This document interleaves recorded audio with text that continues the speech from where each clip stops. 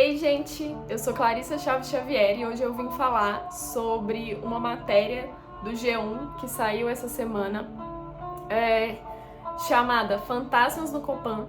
Moradores do prédio icônico do centro de São Paulo catalogam vizinhos sobrenaturais. Moradores e funcionários citam vultos, barulhos em escada, elevador descontrolado e até uma aparição no terraço do prédio. Bom, essa matéria saiu nessa quarta-feira, dia 12 de abril. E eles fizeram um vídeo bem legal lá, inclusive com uma trilha sonora de suspense, que deixa mais emocionante. E contaram a história de vários fantasmas que já passaram e, meio moram nesse edifício. Histórias de diferentes moradores, inclusive que eles compartilham num grupo do WhatsApp dos moradores lá. E tem inclusive uma história do ator Paulo Vieira, um sonho bem absurdo, e é legal conferir a matéria. Eles inclusive fizeram um jogo para caçar os fantasmas do Copan, então se você procurar a matéria e entrar, você consegue entrar no jogo. Essa sensação de que outras coisas habitam o edifício, além dos seus moradores e seus bichinhos, se dá tanto pelas diversas histórias que já passaram por esse edifício, diversos moradores e pessoas que passam diariamente por lá, nesse edifício que mora praticamente 5 mil habitantes. Bom, ano passado eu fiz o meu TCC do curso de Arquitetura e Urbanismo com o tema Arquitetura e Cinema a partir do edifício Copan. E eu estudei bastante do edifício. Eu inclusive escrevi um roteiro, um protótipo do roteiro de uma série, em que, inclusive, o fantasma da Casa de Máquinas, que está lá na matéria, faz uma aparição. Durante o estudo, eu li o livro da Regina Reda, Arca Sem Noé. Ela é uma escritora que foi moradora do edifício Copan e ela escreve esse livro de contos a partir das experiências que ela teve lá e da experiência que ela teve com os seus vizinhos. Então são ficções, mas todas inspiradas no que ela viveu lá.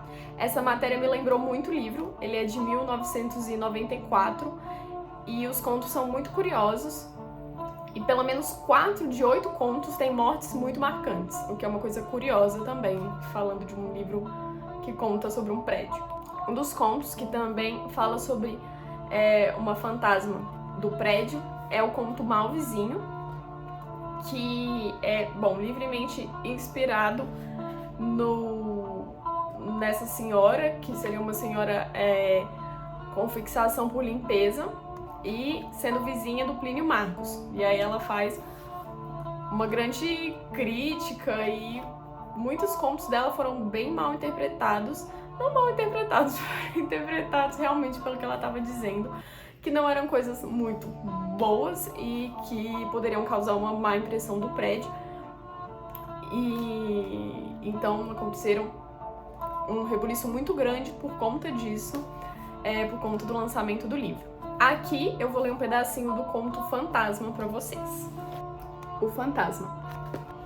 Em outubro de 1993, um padre José, exorcista, foi chamado secretamente ao edifício Copan por um grupo de moradores atormentados por visitas de outro mundo. Apenas chegou na galeria que antecede as entradas dos blocos dos apartamentos, Padre José, a mão direita levantada e os olhos semicerrados, sentiu de chofre a presença de espíritos cuja dor eternamente transpunha as fronteiras do além para abrandar-se nesse mundo, de sofrimentos fugazes.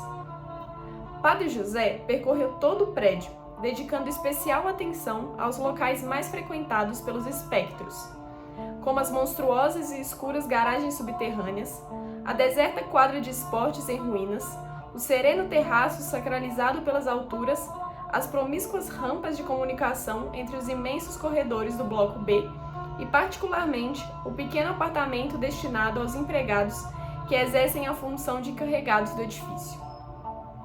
Localizado na cobertura, o apartamento estava vazio há meses. Tinha sido rejeitado pelo encarregado que substituíra o falecido Agenor, sob a alegação de que o cubículo era assombrado pelo morto. Ao imponderável desafio das forças ocultas, o empregado preferia seu longínquo, mas muito dessa vida, barraco na periferia de onde vinha espremido em velhos ônibus enferrujados, sacolejando durante 4 horas todo dia, contadas as idas e as vindas, exasperante sim, mas todas dentro deste território palpável dos organismos. Esse sistema tornava o trabalho do encarregado pouco eficaz, já que ele nunca estava presente no edifício nos momentos em que era mais necessário, isto é, durante as noites e feriados, que é quando os problemas graves acontecem. Ao longo dos anos, o pendor natural das comunidades pensantes à produção de cultura tinha transmutado as assombrações do Copan em casos de terror que eram propagados entre funcionários e moradores, como o do homem elegante de terno branco que saía do elevador do bloco C durante as madrugadas das sextas-feiras 13, para evaporar-se nas sombras da garagem aos olhos estupefatos do vigia sonolento. Os mesmos olhos apavoravam-se com as manobras de um carro que parecia andar sozinho à meia-noite, dirigido pelo fantasma invisível do antigo dono, que precisara vender o estimado veículo para pagar o tratamento de uma doença incurável. Em ronda noturna, pelo terraço, um segurança fora perseguido por uma mulher nua, de corpo magnífico, mas sem cabeça, que queria, jurava ele, forçá-lo a atirar-se no asfalto. A bantesma tinha sido uma beldade que, atormentada pela infidelidade do marido, atirara-se do terraço, quebrando o pescoço, e agora vinha morfinar o mundo masculino com a determinação de arrastar consigo o maior número possível de cavalheiros ao suicídio. No bloco F, nas madrugadas da quaresma, podiam ser ouvidas orações em latim. As vozes eram de 2 padres alemães que, à época da construção do edifício, aproximaram-se demais das valas destinadas aos alicerces e caíram, ficando ali enterrados para sempre. Durante uma ronda noturna pelas rampas do populoso bloco B, um segurança fora atacado por um gato preto de 6 patas. Assustado, o guarda atirou 3 vezes no animal, que transformou-se em uma bola de fogo e desapareceu rapidamente, empestando o ar com um forte cheiro de enxofre.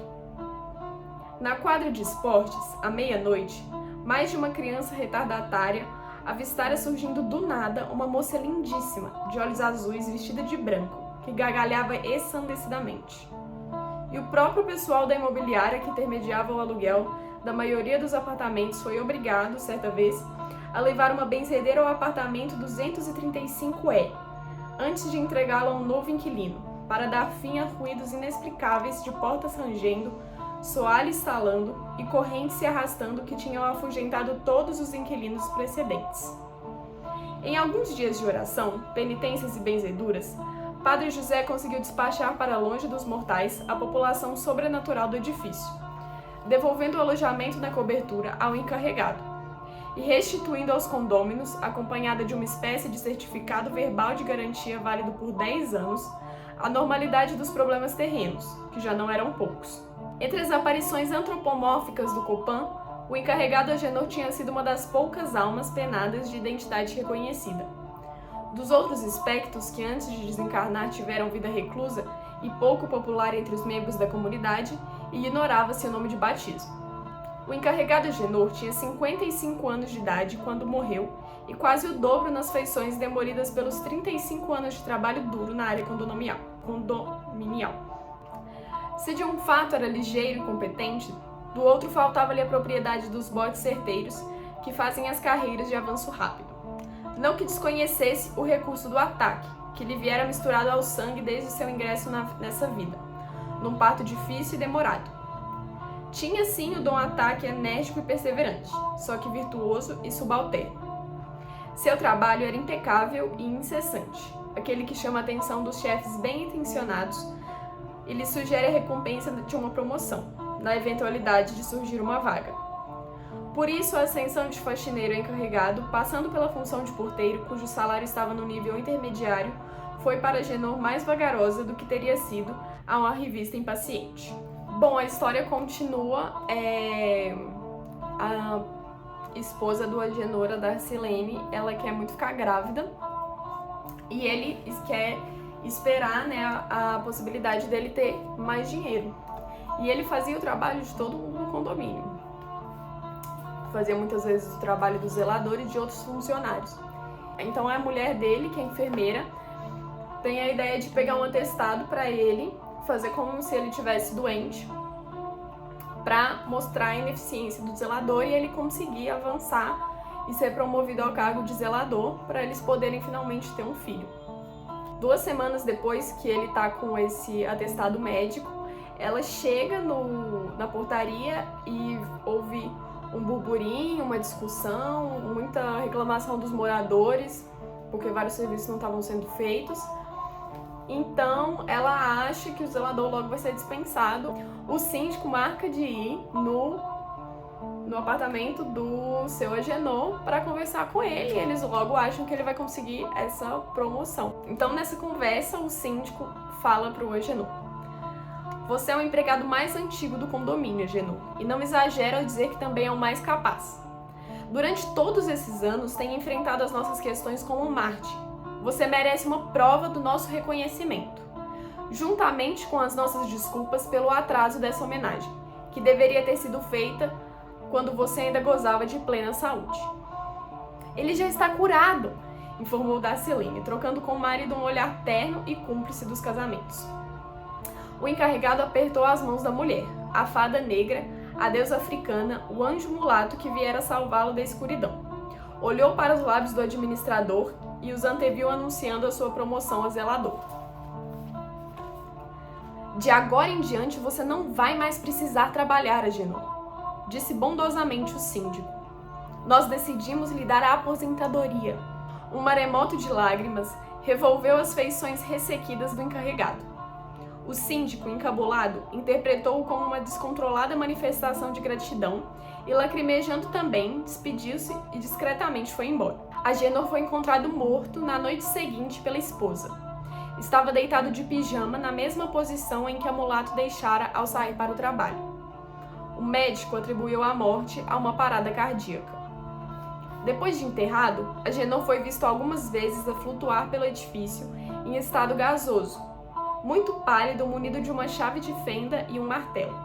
Em seu apartamento, rapidamente abandonado pela viúva grávida, podiam-se ouvir passos, tosses e tropeções a molestar as madrugadas. Uma senhora de idade garante tê-lo visto trocando um fusível durante um apagão numa noite de tempestade. A mais de um morador recente, que lhe ignorava a história, o espírito ofereceu-se para realizar um concerto, desaparecendo misteriosamente mediante a oferta de uma caixinha. A alma do encarregado Agenor continua na terra, inquieta e determinada, numa labuta constante à espera de uma vaga no céu. Bom, gente, é isso. É muito legal o livro, muito legal mesmo. Então fica aí essa dica pra vocês. E é isso. Tchau!